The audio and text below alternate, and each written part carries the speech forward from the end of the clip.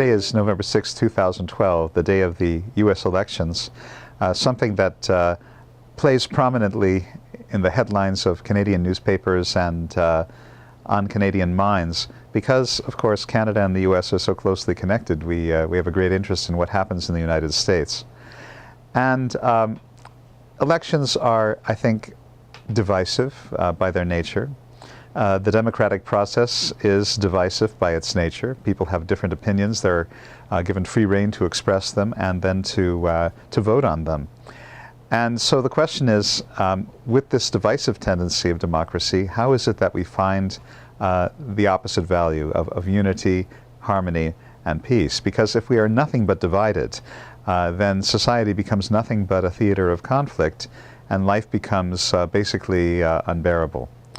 So I think that it's so necessary for us to be cultivating the spirit, especially under these circumstances. The spirit being the field of unity. Now, so often we read about the conflict between different religions, and lately radical Islam has been in the headlines quite a bit. And so people maybe decide with some justification that religion is not something they want to be involved in because it cultivates an atmosphere of extremism and fanaticism, and once again that factor of division.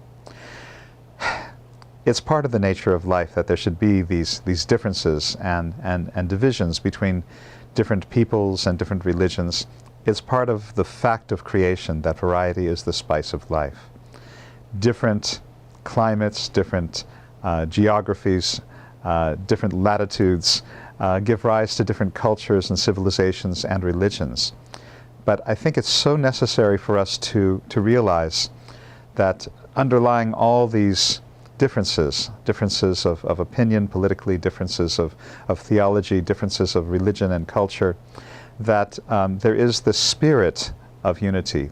Truly, the spirit is one of unity and harmony and peace, because we're talking about the spirit here of God. We say in our prayer book, Oseh Shalom Bimromav Hu Ya'aseh Shalom Aleinu. Familiar words, hopefully. God is the one who makes peace on high, which is to say on his own level, or on her own level. God is the field of peace and unity and harmony and togetherness. But on our level, that unity certainly doesn't always prevail. So we're asking God that what prevails on his level should also prevail on ours. Thing is, God can't do this alone. I'm sure that it would be God's deepest and dearest desire that his unity and harmony and peace should prevail in the world of human beings. But then we have to meet God at least halfway. And we have to create that field of harmony and peace within ourselves. So the question is, how do we do that?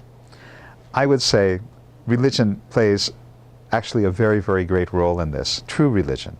Not religion which is saying, I'm better than you, I'm more truthful than you, I'm more ancient than you, I'm a more direct path to God than you are.